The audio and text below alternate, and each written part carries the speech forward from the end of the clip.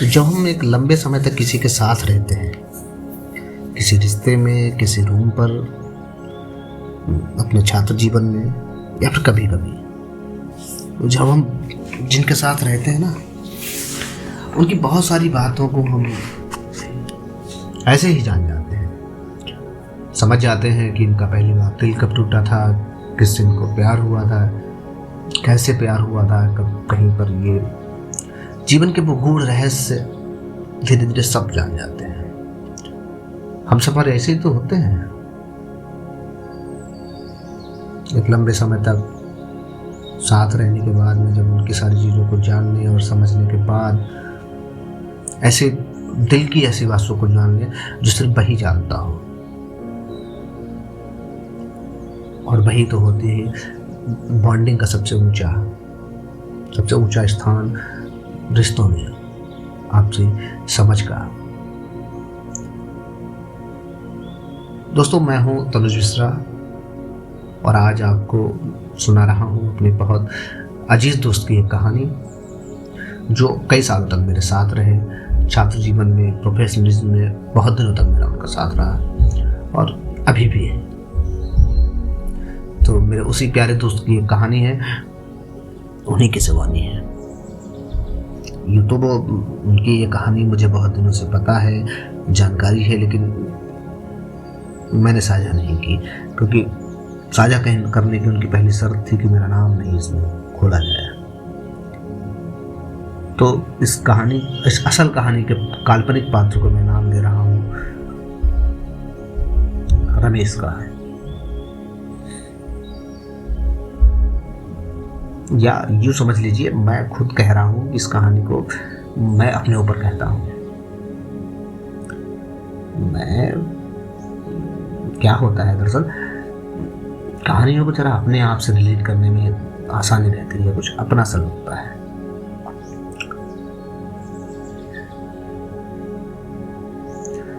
खूबसूरत मौसम, सर्दियों की खुली हुई धूप, गुनगुनी सी, और उस पर छत पे सुखाई जा रही रजाइयों पर गुनगुनी धूप पड़ रही थी और मैं उस पर जाकर पसर गया। यूँ तो मुझे घर से बुलावा आ गया था, मुझे तो जाना चाहिए था, लेकिन क्या करूं, यहाँ आने के बाद मेरा तो जाने का मन ही नहीं करता। दरअसल ये जगह थी मेरी मौसी का घर, और मैं यहाँ से आने के बाद जाने का नंबर आता तो 2-4 दिन तो टाल ही देता था।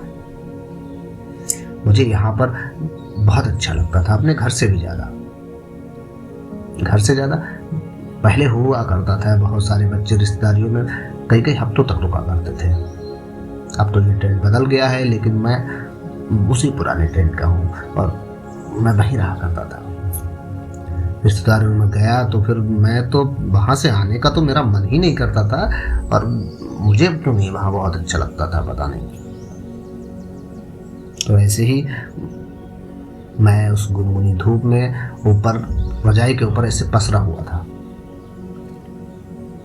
और इधर मुझे घर से बुलाया गया था, और घर जहाँ पर मैं था वहाँ से था 50 किलोमीटर की दूरी पर। तो अब मुझे फिलहाल घर जाना था, और मेरा मन तो नहीं कर रहा था ना, मुझे तो यहाँ ही अच्छा लगता था, जन्नत लगती थी, और सोचता था मैं यहीं रहूँगा। और ये था मेरी मौसी का घर, और यहाँ मौसी का प्यार, भाई बहनों का दुलार, या कुछ भी कहिए, मुझे यहाँ बहुत अच्छा लगता था। या फिर वो मेरी हम उम्र साथी जो यहाँ पर इसी मकान के दूसरे फ्लोर पर किराए पर रहा करती थी, उसका नाम था श्रेया। तो श्रेया और मैं हम उम्र के तो थे, और साथ में इसी वजह से बड़ा वक्त बिताया करते थे। चूँकि उस समय वीडियो गेम और मोबाइल का उतना ज़माना नहीं था, लोग इतने एकाकी नहीं थे, तो बॉन्डिंग ही होती थी। तो मेरी भी ऐसी ही बॉन्डिंग हो गई थी उस श्रेया से, और मुझे भी अच्छा लगने लगा था बहुत कुछ। शाम के 4 बजते ही नीचे उतर आना हो और बाहर गली में खेलना, या सर्दियों की धूप सेकना या शाम को छत पे टहलना, सब कुछ मुझे उसके साथ बहुत अच्छा लगता था और मैं कई घंटों तक उसके साथ खेला करता था। यूँ हम लोग इतने बड़े नहीं थे, बस छोटी सी उम्र थी, तो कोई इतना ऑड भी नहीं होता था। मैं रात को देर रात को उसके साथ टीवी देखा करता और दोनों ही एक साथ वहीं सो जाते। और हो सकता है उसी वजह से मुझे वहां से आना अच्छा न लगता हो, लेकिन था तो कुछ जो मैं वहां से आना नहीं चाहता था। जिंदगी की गाड़ी मजे मजे चल रही होती और चल रही थी, लेकिन क्या होता है कि सब कुछ कहाँ होता है वैसा जैसा हम चाहते हैं। अक्सर तो नहीं होता है, अक्सर वही होता है ना जो हम नहीं चाहते हैं। तो वैसे था कुछ। तो मैं वहाँ रुका करता था, चूँकि अब उतना पढ़ाई का प्रेशर नहीं था, इंग्लिश मीडियम स्कूल नहीं थे, हम तो हिंदी मीडियम के थे, तो खैर इतना कोई वो भी नहीं था।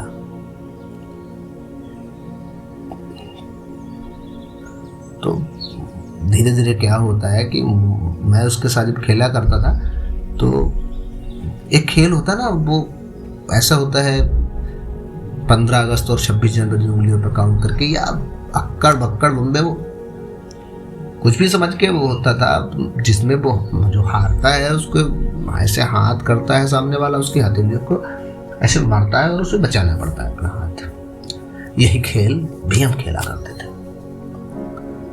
तो था ये कि वो जब मेरा नंबर आता मारने का, तो मैं तो अपनी जीत को ग्लोरीफाई करने के लिए, मैं जश्न मनाने के लिए, मैं उसके हाथों पर अपनी पूरी ताकत के साथ मारा करता था।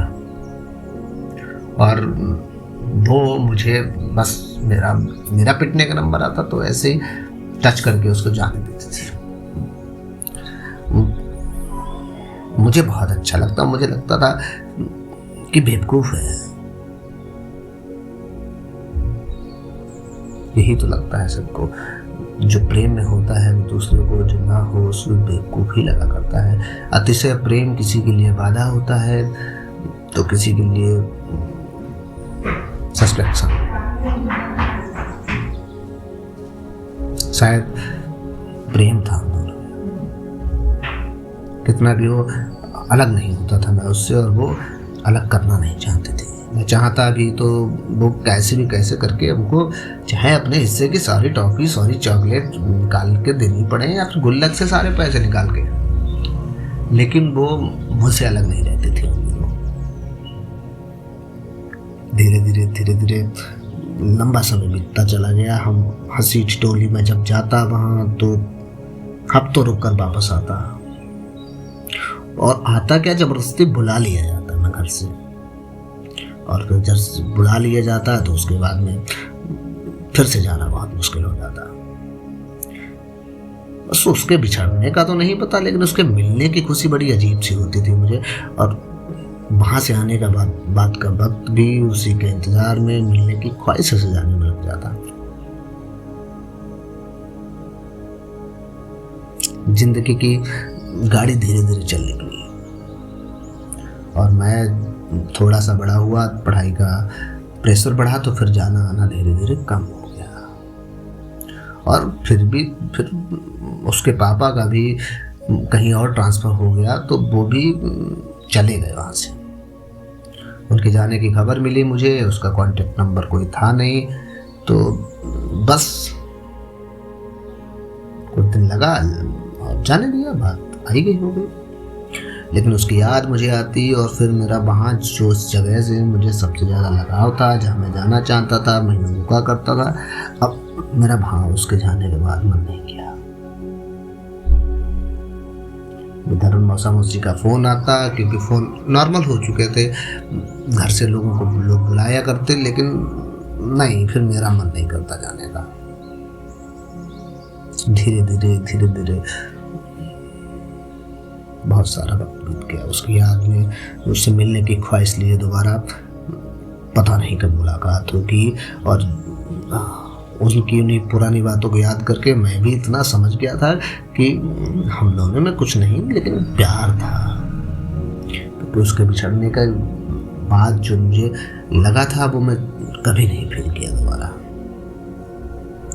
लेकिन एक उम्मीद थी वही कि फिर से मिलेंगे कहीं, और उसकी वही आंखें, तीखे नैन और गोरा रंग मेरी आंखों के सामने चल जाता। अब कैसे करती होगी वो चोटी, कैसे रखती होगी वो बाल, आंखों में काजल लगाती होगी या नहीं भी लगाती होगी। उसके होठों की घुलाइयाँ बढ़ गई होंगी और होठ थोड़े और से रेडिश हो गए होंगे। मैं सोचा करता था कि वो जो कान में बाली पहनती थी वो वैसी पहनती होगी, या फिर नए जमाने के मॉडर्न तरीके से लंबे लंबे झुमके। मैं यही सोचा करता और खोजा करता उसे सोशल मीडिया प्लेटफॉर्म पे।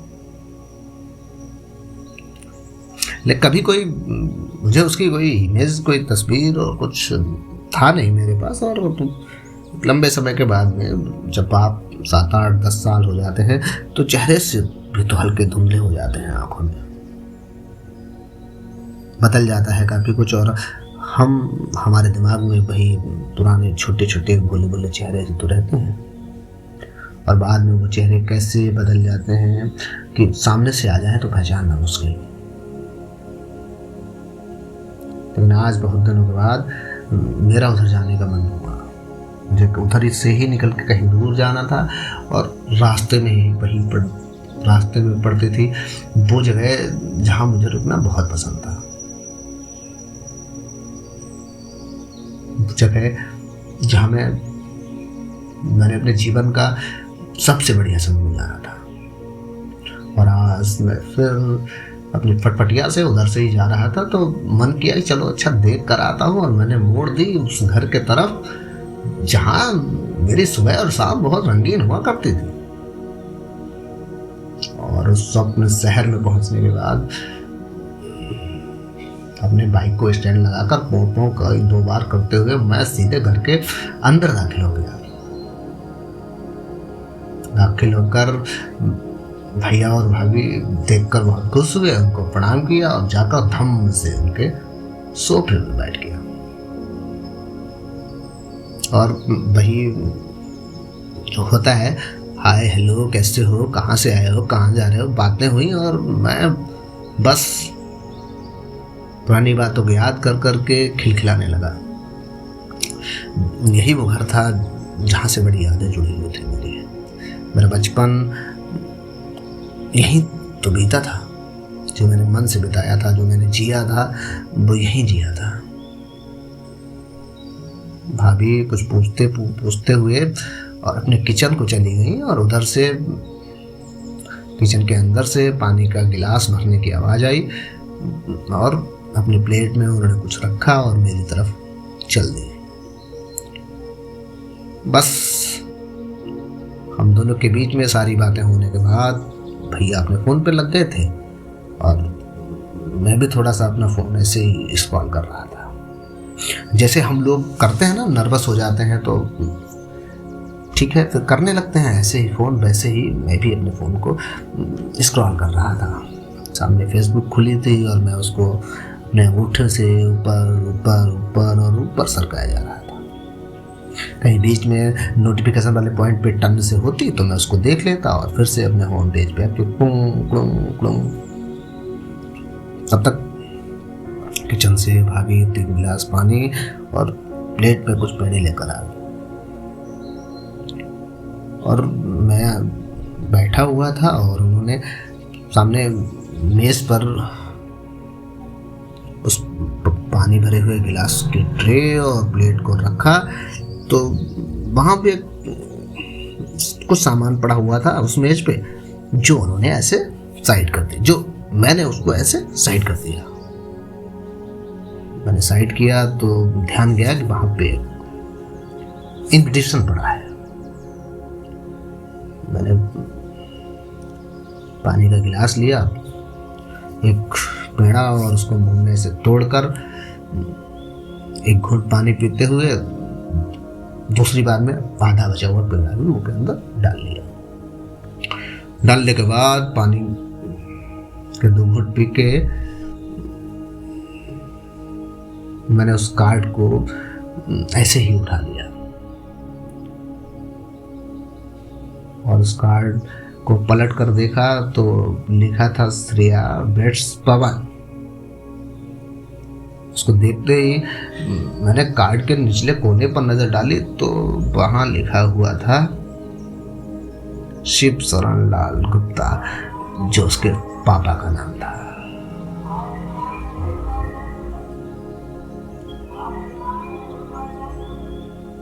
और उसको देखते ही मेरे मुंह में घुली मीठे पेड़े की मिठास गुम सी हो गई। अभी गला जो तर किया गया था पानी से फिर से सूख गया कहीं और हाथ कपकपा गए और पानी का गिलास दोबारा उठाने की हिम्मत नहीं रही मुझ में। मुस्कुराता चेहरा बुझ सा गया एकदम।